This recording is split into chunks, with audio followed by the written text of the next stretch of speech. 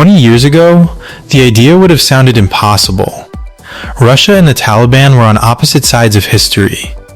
The Soviet Union invaded Afghanistan in 1979.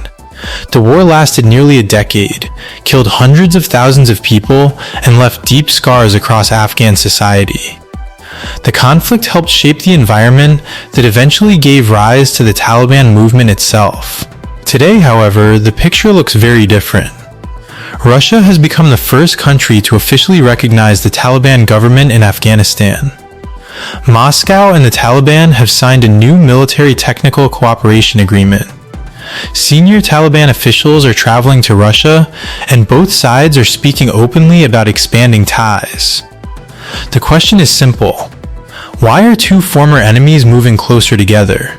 The answer says a great deal about how power politics works in today's world. The latest sign of growing cooperation came when Taliban Defense Minister Mullah Muhammad Yaqub visited Moscow and signed a military technical cooperation agreement with Russia. According to officials from both sides, the agreement focuses primarily on repairing and maintaining Russian-made military equipment already present in Afghanistan. This includes helicopters, aircraft, and other Soviet-era systems that have remained in service for decades. Russian officials emphasize that the deal is not a military alliance. For now, the focus appears to be restoring equipment rather than supplying major new weapon systems. Yet the agreement carries importance far beyond technical maintenance. It signals that political relations between Moscow and Kabul are entering a new phase. The Taliban faces several urgent challenges. Afghanistan's economy remains under severe pressure. International recognition remains limited. Relations with neighboring Pakistan have become increasingly tense. Recent months have seen cross-border disputes, airstrikes, and accusations involving militant groups operating near the Afghanistan-Pakistan border. Pakistan has repeatedly accused the Taliban of allowing militants linked to Tehreek-e-Taliban Pakistan to operate from Afghan territory. The Taliban denies those allegations. Against this backdrop, Russia offers several advantages. First, Russia provides political legitimacy. Recognition from a major power helps the Taliban demonstrate that it is not completely isolated internationally. Second, Russia offers economic opportunities. Afghanistan needs fuel, food, investment, and trade partners. Russia is a potential supplier of grain, energy products, and commercial cooperation. Third, Russia can help maintain military equipment that Afghanistan already possesses. Many of Afghanistan's helicopters and aircraft were originally built in Russia or the Soviet Union. Maintaining those systems has become difficult since the collapse of the previous Afghan government. For the Taliban, reopening those maintenance channels could improve military readiness without requiring major new arms purchases. Russia's interests are different but equally important. The Kremlin's biggest concern is security. Russian officials have repeatedly warned about the threat posed by ISIS Khorasan, often called ISIS-K. This extremist group has carried out attacks inside Afghanistan and has been linked to threats across Central Asia. Moscow views ISIS-K as a direct security risk. Because the Taliban has also fought, Russian policymakers increasingly see the group as a useful security buffer rather than a threat. Russia is also concerned about instability spreading northward. Afghanistan borders countries in Central Asia that Moscow considers strategically important. Any increase in terrorism, drug trafficking, or political instability could affect Russia's broader security environment.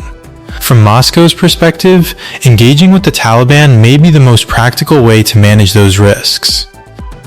Another reason for closer Russia-Taliban relations is Pakistan. Relations between Islamabad and Kabul have deteriorated significantly. Border clashes have become more common.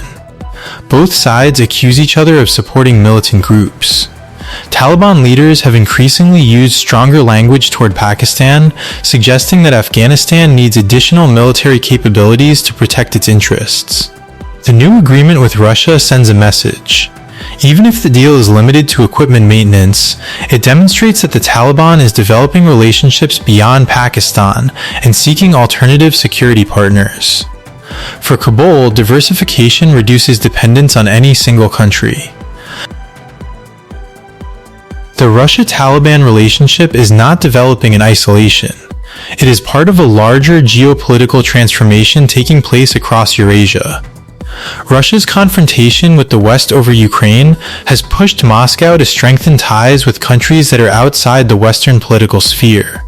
At the same time, the withdrawal of US and NATO forces from Afghanistan created a vacuum that regional powers have been trying to fill.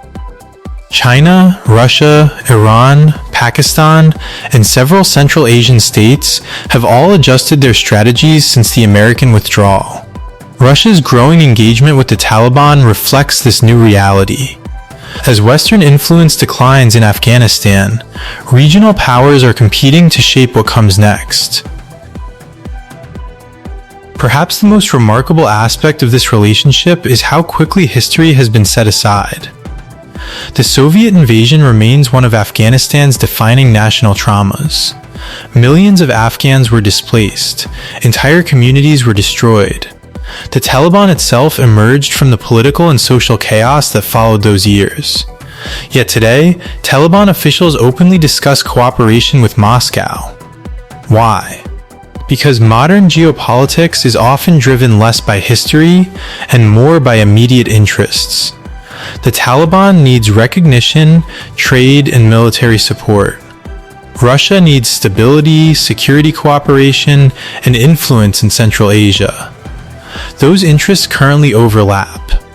And when interests overlap, former enemies can become partners. The future of Russia-Taliban relations remains uncertain. Economic ties are still relatively limited. The military agreement appears modest in scope. Neither side has announced a formal alliance. Yet the trend is clear. Diplomatic contacts are increasing. Political engagement is growing. And both sides appear willing to deepen cooperation if it serves their interests. The relationship may never become a full strategic partnership, but it is already far more significant than many observers would have imagined just a few years ago.